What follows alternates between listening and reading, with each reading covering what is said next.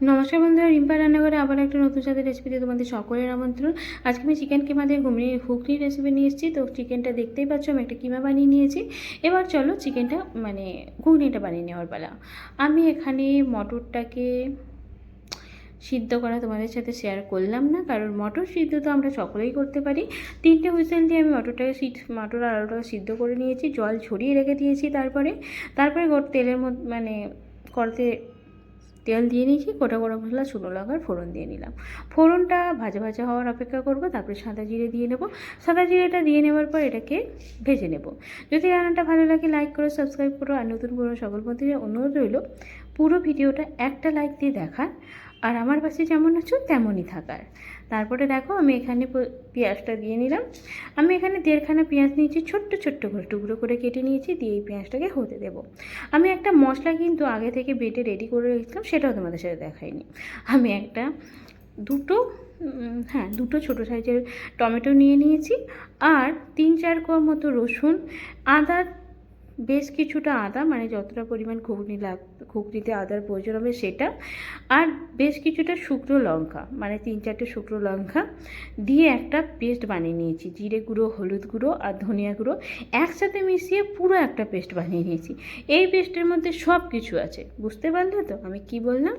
এই পেস্টের মধ্যে আছে আদা, রসুন, টমেটো, শুকনো লঙ্কা, হলুদ গুঁড়ো, জিরে গুঁড়ো, ধনিয়া গুঁড়ো দিয়ে একটা সুন্দর পেস্ট বানিয়ে নিয়েছি। তারপরে এটাকে গ্যাসের ফ্লেম লো করে দিয়ে অনেকটা সময় ধরে ঢেকে ঢেকে কষিয়ে নেব।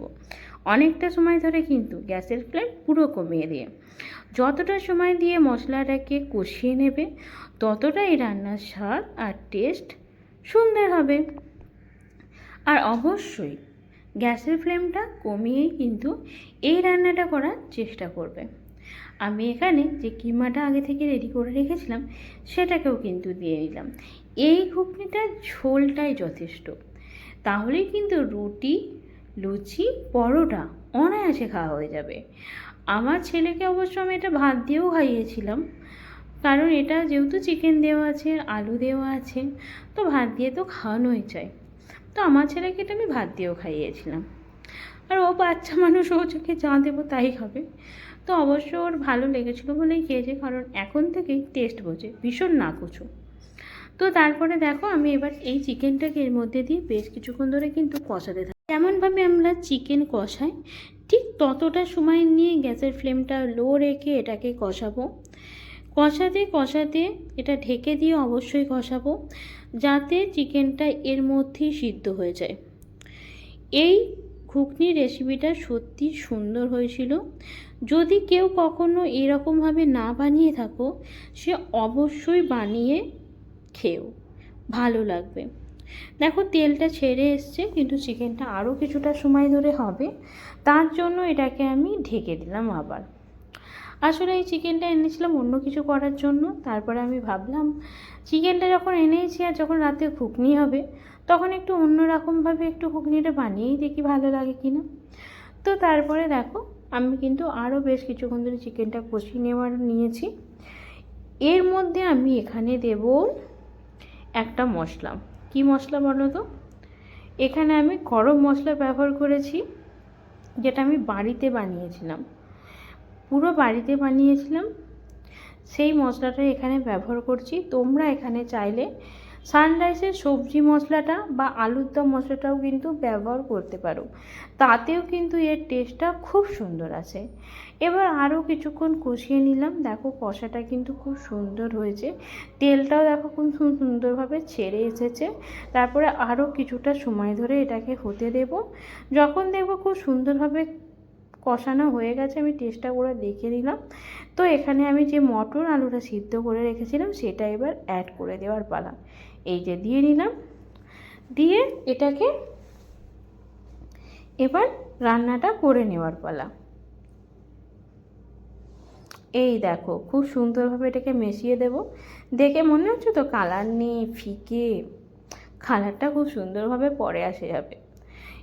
আমি এখানে কিন্তু কোনো কাশ্মীরি লঙ্কার গুঁড়ো ব্যবহার করিনি, তবে ভেবো না যে ব্যবহার করতে চাইনি, ব্যবহার করতে চেয়েছি, কিন্তু কি করব, বাড়িতে ছিল না। তাই ভাবলাম যখন নেই মামার থেকে কানা মামাই পাবো ভালো, মানে লাল লঙ্কার গুঁড়ো দিয়েই চালিয়ে দিই, কালারটা তাতেও সুন্দর আসবে।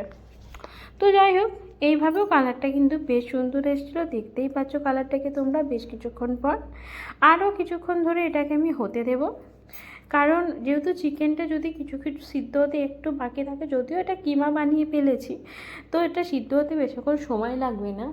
আর এই দেখো আলুটাকে, এর মধ্যে কিছু আলুকে আমি এই খুন্তির সাহায্যে গলিয়ে নিচ্ছি, তাতে ঝোলটা ঘন হবে একটু, আর টেস্টটা আরও সুন্দর আসবে।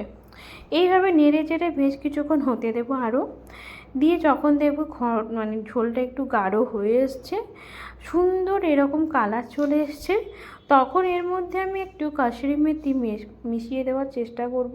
মানে মিশিয়ে দেওয়ার চেষ্টা নয়, মিশিয়ে দিয়েছি। ঝোলটা দেখো কত সুন্দর ফুটছে আর ঝোলটা কতটা গাঢ় হয়েছে, এখানে কিন্তু দেখেই সেটা বোঝা যাচ্ছে। দেখো এরপর আর কি, এটাকে আরও কিছুক্ষণ ফুটিয়ে নিলাম, যাতে ঝোলের পুরো মাংসের যে চিকেনের যে ফ্লেভারটা এই ঝোলের মধ্যে যেন ভরপুর থাকে। যখন এই ঝোলটা খাবে যেন এই ঝোলটা দিয়েই চিকেনটা, মানে সরি, খাবারটা খেয়ে নেওয়া যায়। তো এরপর এই যে আমি একটু কাসুরি মেথি দিয়ে নিলাম। তোমরা কিন্তু চাইলে এই কাসুরি মেথিটাকে তাওয়ার মধ্যে একটু হালকা নেড়ে নিয়ে কিন্তু মিশিয়ে দিতে পারো, তাতেও কিন্তু এর টেস্টটা বেশ ভালো আছে। তো তারপরে শেষে আমি আরও কিছুটা গরম মশলা এখানে অ্যাড করে দিলাম। তারপর আচ্ছা, এই গরম মশলাটা কিন্তু যে বিরিয়ানি মশলা মানে বিরিয়ানিতে যে মশলাটা ব্যবহার হয় আর কি, সেই গোটা মশলাটাকে আমি ভেজে বানিয়ে রেখেছিলাম। তো বুঝতেই পারছো এই টেস্টটা। তো যাই হোক, আমি আরও বেশ কিছুক্ষণ এটাকে গরম মশলা দিয়ে 5 মিনিটের মতো ফুটিয়ে নিলাম। তারপরে আর কি এটাকে এবার ঢেকে দিয়ে কিছুক্ষণ রেখে দেব।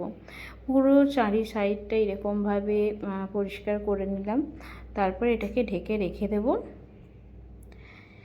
ঢেকে রেখে দেওয়ার পরই 10 মিনিট মতো ঢেকে রাখবো। তারপরে দেখিয়ে দিচ্ছি কিভাবে এটা, মানে কতটা সুন্দর হয়েছে এটা। চলো এবার কালারটা দেখে নেওয়া যাক। দেখো কত সুন্দর কালার চলে এসছে। তো চলো আজকে এই পর্যন্ত, পরে আবারও একটা ভিডিও নিয়ে তোমাদের সামনে আসবো। ধন্যবাদ আমার সকল বন্ধুদের আমার সাথে এইভাবে থাকার জন্য, আমার পাশে এইভাবে থাকার জন্য, আর এইভাবে আমাকে প্রত্যেকটা দিন সাহায্য করার জন্য এগিয়ে যেতে। কারণ তোমরা আছো বলে তোমরা ভিডিও দেখো বলে আমি কমেন্ট করতে পারি, মানে আমি ভিডিও বানাতে পারি তোমাদের কমেন্ট দেখে, কমেন্ট করতে পারি বলে দিচ্ছি। তো আর ধন্যবাদ।